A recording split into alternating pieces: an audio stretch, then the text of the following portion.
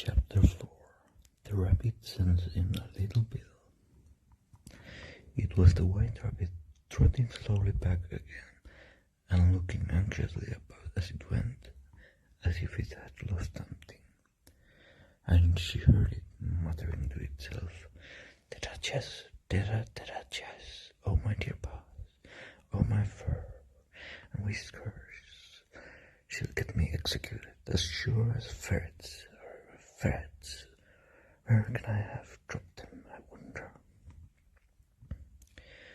Alice guessed in a moment that it was looking for the fan and a pair of white kid gloves, and she very good-naturedly began hunting about for them, but they were nowhere to be seen.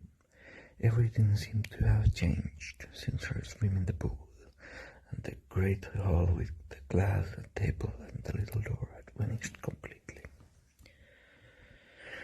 Very soon the rabbit noticed Alice as she was hunting about and called out to her in an angry tone, "Why, Marianne, what are you doing, dear?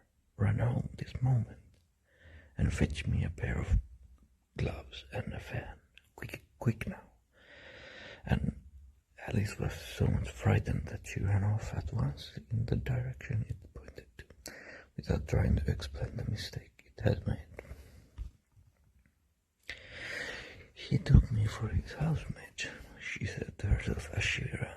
"How surprised he'll be when he finds out who I am. But I'd better take him his fan gloves, that is, if I can find them."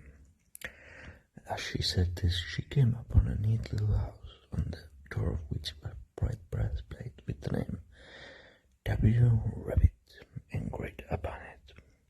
She went in without knocking and hurried upstairs in great fear lest she should meet the real Marianne and be turned out of the house before she had found the fan and gloves. "How queer it seems," Alice said to herself, "to be going messages for her rabbit. I suppose Dinah'll be sending me a message next." And she began fancying the sort of thing that would happen. "Miss Alice, come here directly and get ready for your walk." "Coming in a minute, nurse, but I forgot to see that the mouse doesn't get out."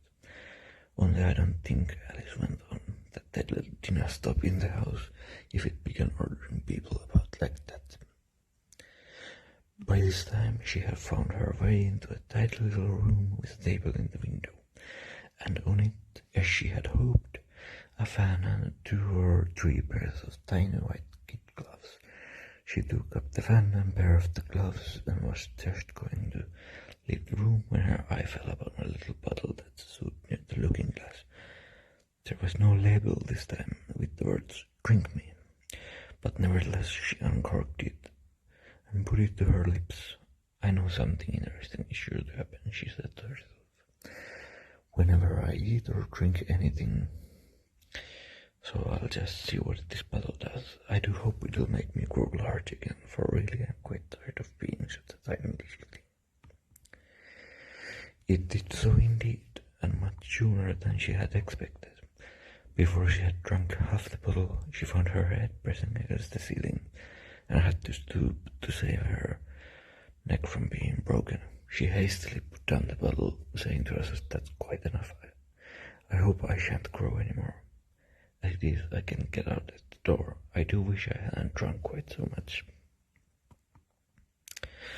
Alas, it was too late to wish that. She went on growing and growing, and very soon had to kneel down on the floor.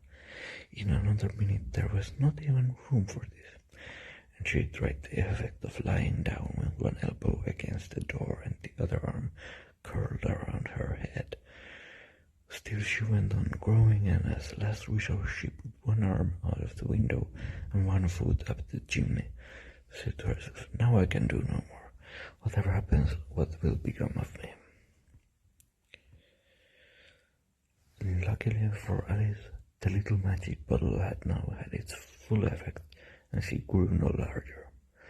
Still it was very uncomfortable, and as there seemed to be no sort of chance of her ever getting out of the room again, no wonder she felt unhappy. It was much pleasanter at home, thought poor Alice, when one wasn't always growing larger and smaller and being ordered about by mice and rabbits. I almost wish I hadn't gone down that rabbit hole, and yet it's rather curious. You know, this sort of life. I do wonder what can happen. What can have happened to me when I used to read fairy tales? I fancied that kind of thing never happened, and now here I am in the middle of one. There ought to be a book written about me, there ought. And when I grow up, I'll write one, but I'm grown up now, she added in a sorrowful tone. At least there's no room to grow up anymore here. But then, thought Alice, shall I never get any older than I am now? That'll be a comfort, one way never to be an old woman. But then always have to lessons to learn. Oh, I shouldn't like that. Oh, you foolish Alice, she answered herself. How can you learn lessons in here? Why, there's hardly room for you, and no room at all for any lesson books. And so she went on, taking first one side and then the other, and making quite a conversation of it altogether. But after a few minutes she heard a voice outside and stopped to listen. Marianne, Marianne, said the voice, fetch me my gloves this moment. Then came a little pattering of feet on the stairs. Alice knew it was the rabbit going to look for her, and she trembled till she shook the house, quite forgetting that she was now about 1,000 times as large as the rabbit, and had no reason to be afraid of it. Presently the rabbit came up the door and tried to open it, but as the door opened inwards and Alice's elbow was pressed hard against it, that attempt proved a failure. Alice heard it say to itself, then I'll go round and get in at the window. That you won't, thought Alice, and after waiting till she fancied she heard the rabbit just under the window, she suddenly spread out her hand and made a snatch in the air. She did not get hold of anything, but she heard a little shriek and a fall and a crash of broken glass, from which she concluded that it was just possible it had fallen into a cucumber frame or something of the sort. Next came an angry voice to rabbit, Pat, where are you? And then a voice she had never heard before, sure then I'm here, digging for apples, your honor.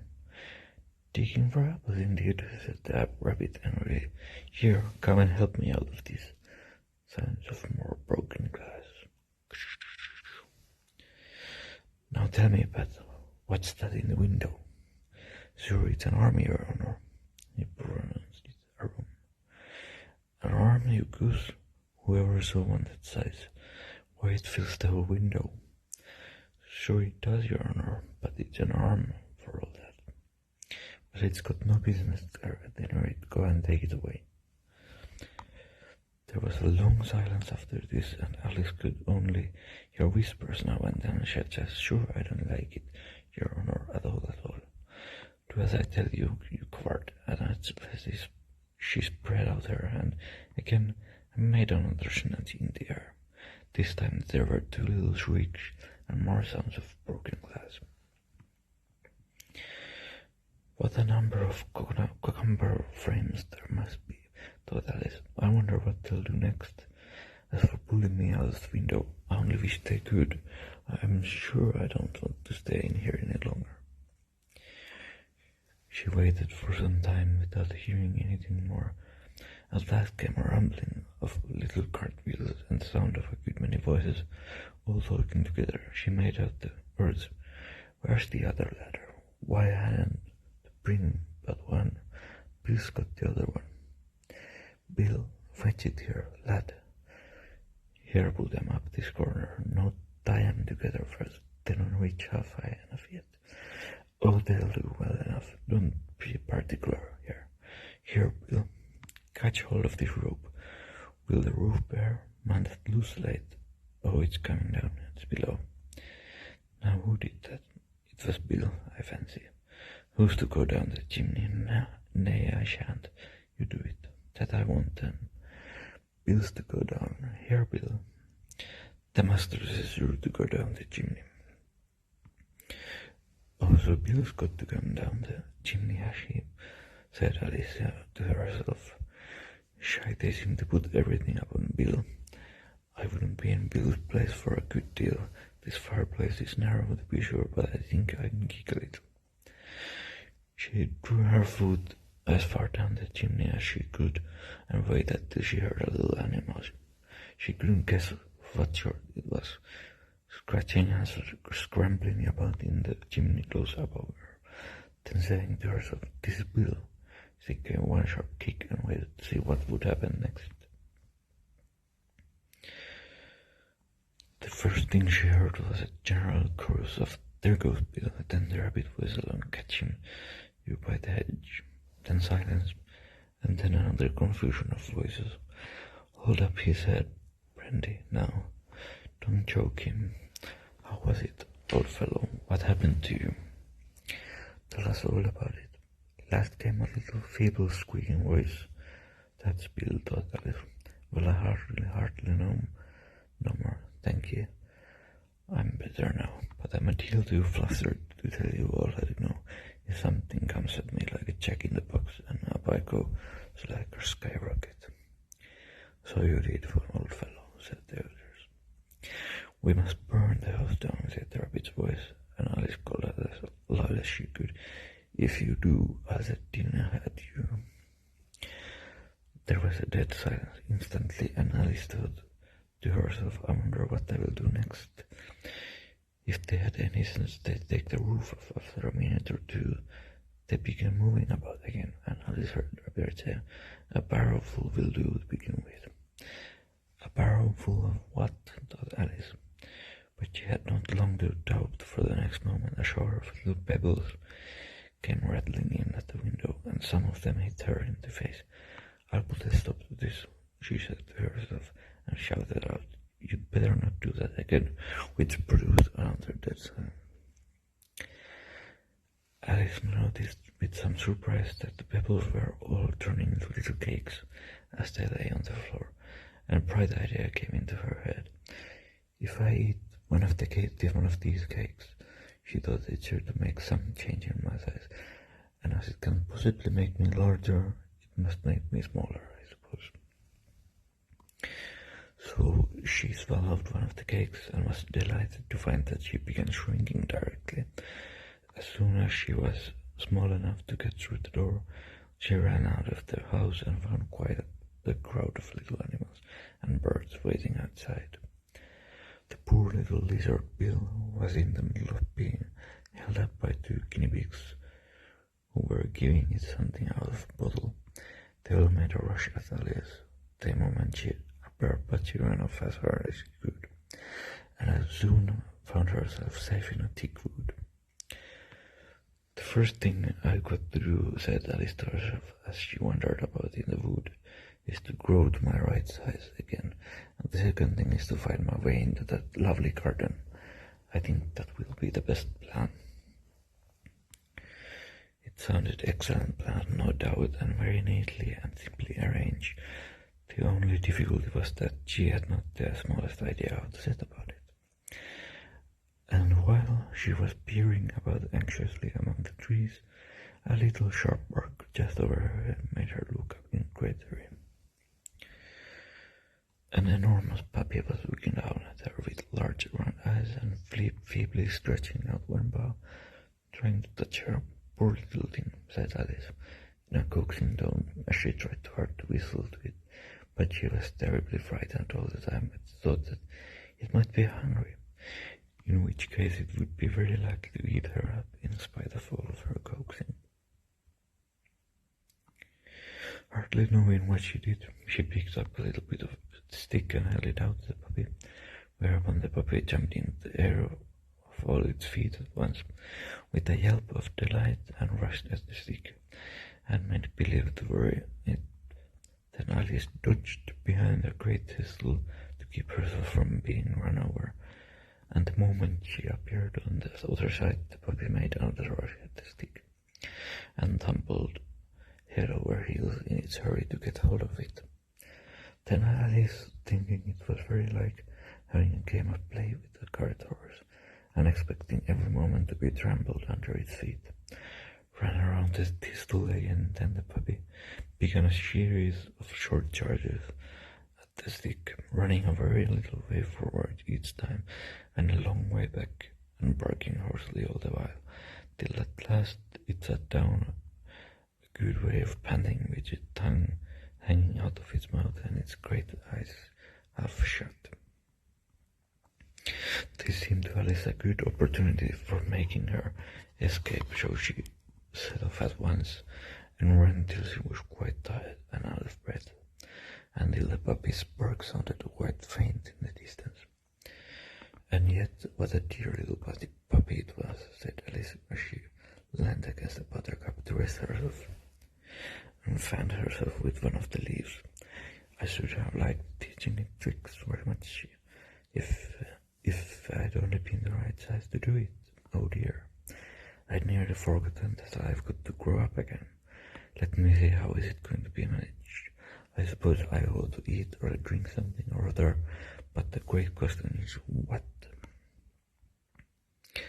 The great question certainly was what. Alice looked all around her at the flowers and the blades of grass, but she did not see anything that looked like the right thing to eat or drink under the circumstances.